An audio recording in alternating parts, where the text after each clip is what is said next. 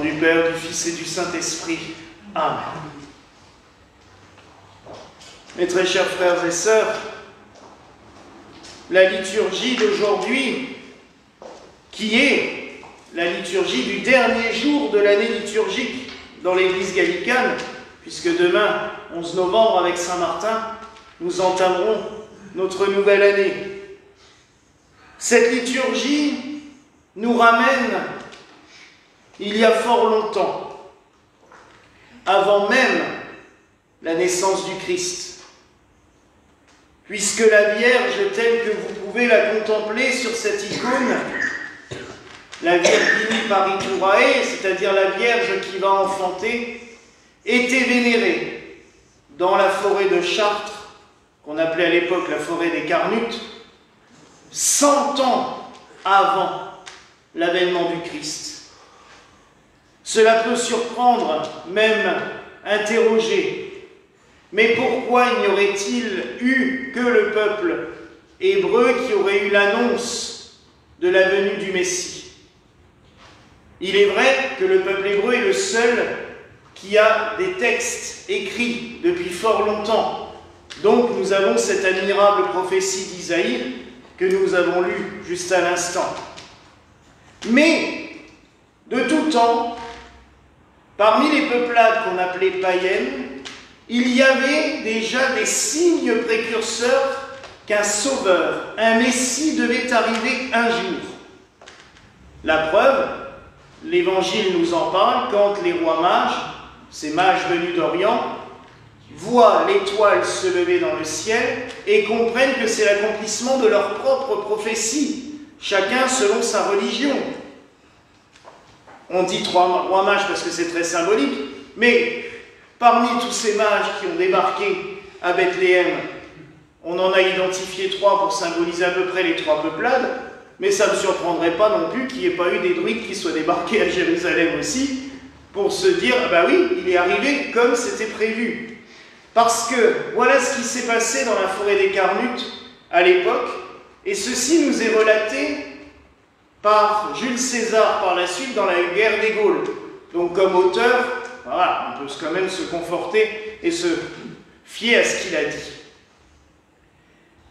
Les druides se réunissaient tous les ans à cette période de l'année, c'est-à-dire après le début de leur nouvelle année, qui est le 1er novembre.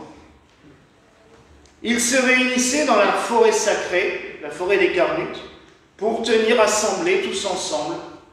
Et ils ont décrété que dans une grotte, on vénérerait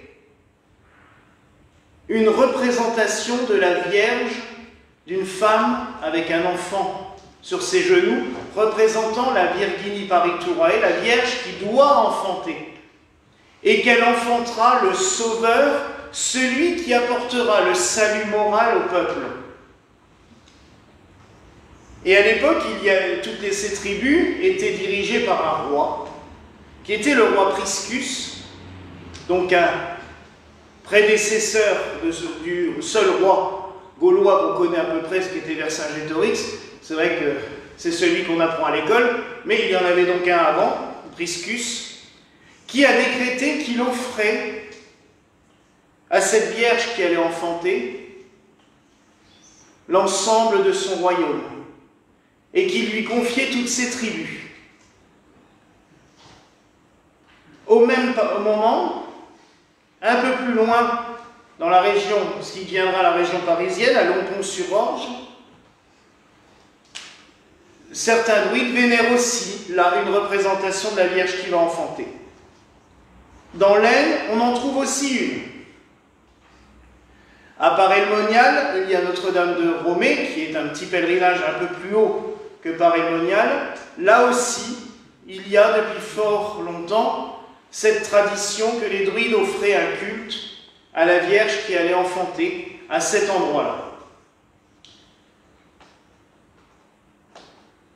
Ça aurait pu s'arrêter là, un culte païen parmi tant d'autres. Or, au tout début du 1er siècle, l'an 0, l'an 0, le 1er siècle, mais donc après l'an 35, quand les premiers disciples du Christ arrivent en Gaule, on en connaît quelques-uns, puisque on sait que la plupart des proches du Christ ont vécu en Gaule, Marie-Madeleine, Lazare, Sidoine, Maximin et compagnie, mais il y a aussi eu d'autres qui sont arrivés, et notamment un disciple de Saint-Pierre, Savinien, qui est arrivé avec lui-même quelques disciples. Ils sont passés par Sens et ils sont allés jusqu'à l'oppidum qui se trouvait dans la forêt des Carnutes, qui deviendra la future ville de Chartres. Et ils ont annoncé à la population et aux druides,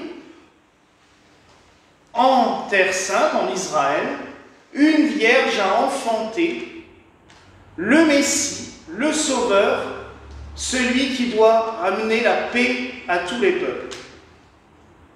Vous imaginez la réaction de la population locale? Ils leur ont dit tout simplement, venez avec nous. Et ils les ont conduits dans la grotte. Et quand Saint Savinien et ses disciples ont vu cette statue de la mère avec l'enfant, ils ont compris que là aussi, on attendait la Vierge Mère, celle qui apporterait le Sauveur. Et Chartres est devenu immédiatement un sanctuaire marial, le plus grand de France pendant très longtemps. Avant l'apparition de Lourdes, c'était Chartres qui était le plus grand pèlerinage marial en Europe. Alors tout ça, on pourrait dire que c'est une légende. C'est beau. Moi, personnellement, j'aime bien ça. Mais en plus, c'est un fait qui a été attesté par presque tous les rois de France, tous les évêques de Chartres, même les papes et les plus grands théologiens, notamment même certains théologiens très rationalistes dans leur fonctionnement, qui ont toujours par leurs écrits certifié la légende du sanctuaire de Chartres, fondé avant même la naissance du Christ. C'est merveilleux. Et un théologien que j'aime particulièrement, c'est Saint Jean Gerson, puisque c'est un théologien gallican, qui lui aussi, au XVe siècle, a tout de suite, dans ses écrits, a raconté cette histoire et l'a mis en avant. Et ce qui est très beau dans notre liturgie, c'est qu'on a réussi, avec les siècles, à retrouver des textes fabuleux. La prière d'entrée, c'est la prière qui était dite durant tout le Moyen-Âge dans la cathédrale de Chartres. Mais encore plus ancien, parce que c'est une prière dont on est sûr. Les autres prières sont attribuées aux anciens rites druidiques, mais sans preuve matérielle. En revanche, l'hymne, la séquence que j'ai chantée à genoux devant l'autel, la première strophe, elle est attestée même par son auteur. Son auteur, c'est Saint Lénence Fortunat, qui est l'un des plus grands hymnographes gaulois. Il a composé le Vexilla Regis et le Pangelingua, qui a donné aussi le Tantum Ergo. Donc ces hymnes magnifiques. Et lui-même dit dans ses écrits, parce qu'il a écrit énormément de choses, que la première strophe de cet hymne lui a été transmise par des habitants locaux des Gaules, comme étant l'hymne qui était chanté avant même la naissance du Christ pour vénérer la Vierge qui allait enfanter. Alors je relis cette strophe. « Ô glorieuse dame élevée au-dessus des astres, qui de ton sein sanctifié a allaité providentiellement ton Créateur. » C'est merveilleux. Et c'est encore plus beau de se dire que ces paroles-là, nous pouvons encore les chanter de nos jours, plus de 2000 ans après, avec ceux qui les ont composés. Alors oui, ce culte de la Vierge qui va enfanter est très beau.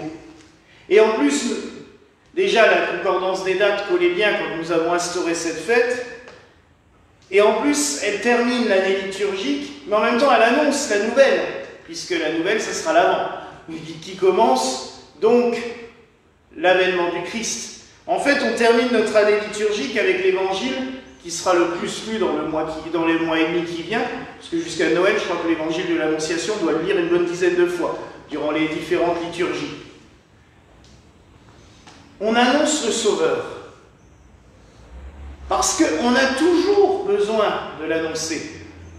Vous savez, mes frères et sœurs, que dans notre monde, beaucoup ont tendance à oublier qu'il est venu sur la terre.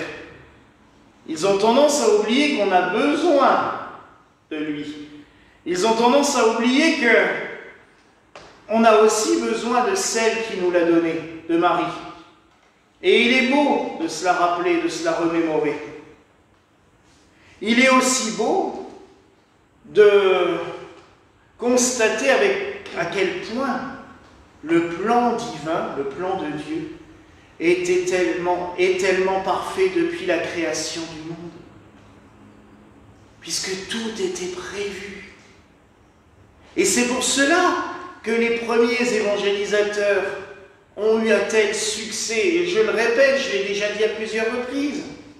En Égypte, on vénérait déjà une vierge qui allait enfanter. En Inde aussi. Même les peuples mayas vénéraient une vierge qui allait enfanter. Malheureusement, là-bas, on est arrivé avec des fusils pour leur voler leur or avant de commencer à les évangéliser. Forcément, ils l'ont moins bien pris. Mais ailleurs, quand on est venu juste avec la parole de Dieu, en relatant ce qui s'était passé à Bethléem, à Jérusalem, dans toute la Judée, les évangélisateurs ont été accueillis à bras ouverts. Parce que c'était l'accomplissement. Et ça, il faut bien se le mettre dans la tête. Le Christ nous le dit à propos de la loi hébraïque, mais c'est pour tout. Je ne viens pas pour abolir ce qui était. Je viens pour l'accomplir et le parfaire. C'est totalement différent. Et c'est pour cela que des fois, quand j'entends des pseudo-païens, des pseudo-druides qui vous sortent « Oui, mais le christianisme, vous avez tout volé. » Non. Non. Les peuples ont conservé leurs traditions et les ont adaptées au christianisme au fur et à mesure. Il est clair que le feu de Pâques existait déjà avant la résurrection du Christ. On le sait. Mais quel est le problème? Le feu de la Saint-Jean, c'est pareil. Les feux de solstice, ça existait déjà 3000 ans avant. Mais et alors, il n'y a aucun souci. Puisque le Christ est venu pour accomplir toutes choses, bénir toutes choses, ennoblir toutes choses, il n'y a aucun souci. Alors que la Vierge ait été vénérée à Chartres, et la crypte existe toujours. Malheureusement, la statue est une reproduction parce qu'elle a été détruite pendant la Révolution française. Mais il y a toujours à Chartres, dans la crypte, sous la Vierge, il y a l'autel des druides, la pierre qui servait pour les offrandes des druides à l'époque, et il y a toujours le puits, ils sont représentés sur l'icône d'ailleurs, le puits qu'on appelle le puits des Saints Forts, qui était une source creusée à même le calcaire, qui est d'une profondeur de 37 mètres. Et ça a été creusé par les druides anciens. Et ce qui est très marrant, c'est qu'au Moyen-Âge, on a voulu vraiment compléter tout cela, parce que comme la crypte et la cathédrale sont construites au-dessus du puits et de la crypte, le puits fait 37 mètres de profondeur, entre le sol de la crypte et le haut de la voûte de la cathédrale, il y a 37 mètres aussi. Les architectes étaient quand même très fins pour montrer exactement que auprès de la Vierge qui va enfanter, on est à égale distance entre les entrailles de la terre qui ont donné le Sauveur, puisque dans l'orthodoxie, on compare souvent aussi la Vierge à la terre.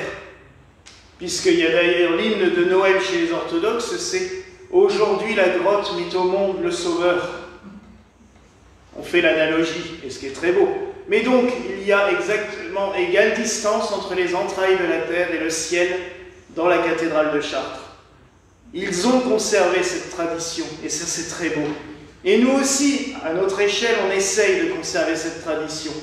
C'est aussi pour cela que ce matin j'ai été récolter du gui, parce que, justement, à cette époque-là, c'était la période où ils récoltaient le gui. Et notamment à Chartres, dans la forêt des Carnutes, ils récoltaient le gui pour l'offrir à la Vierge. Et c'est ce que je me suis permis de faire ce matin.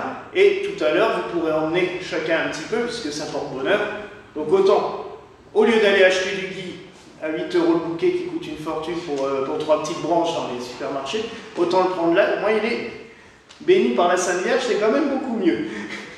Je fais une petite aparté qui n'était pas bon. Surtout qu'on peut en récolter quand même partout, donc il n'y a pas besoin d'aller l'acheter à des sommes folles. Mais, vous voyez, mes frères et sœurs, il faut s'imprégner de tous ces symboles. Parce que ça nous permet encore mieux de nous rapprocher des mystères de Dieu. Moi, quand j'ai découvert ces histoires en les lisant, Dieu merci, les auteurs pendant très longtemps ont écrit là-dessus, on en parlait, il y a des merveilleux livres qui... D'ailleurs, il y a un livre, une gravure du XVIe siècle, fabuleuse, qui a servi de modèle pour l'icône. Mais c'est bouleversant, parce que ça vous prend au plus profond et de se dire que le plan de Dieu est si bien fait, qu'il n'y a pas à chercher, midi à 14 h, que tout est bien tracé, bien fait, et qu'il a tout fait pour que on l'accueille, que son incarnation parmi nous soit accueillie les bras ouverts. Et là, nous allons entrer dans ce temps de préparation à Noël. Ben justement, accueillons-le les bras ouverts. Et pour nous souvenir de cela, durant tout le temps du carême de la Saint-Martin, donc les 3 semaines qui précéderont l'Avent, on laissera cette icône exposée là devant le pupitre. Et pendant l'Avent, on mettra l'icône de l'Avent qui est aussi toute particulière, mais pour se rappeler justement qu'avant même le commencement, avant même la naissance de Marie, elle était déjà vénérée comme la mère du Sauveur, la mère de celui qui allait nous sauver toutes et tous. Alors prions-la, célébrons-la, unissons nos voix, unissons nos cœurs à tous ceux et celles qui l'ont célébrée avec ardeur et avec amour depuis tant et tant de siècles. Voilà la grâce que je nous souhaite aujourd'hui au nom du Père, du Fils et du Saint-Esprit. Amen.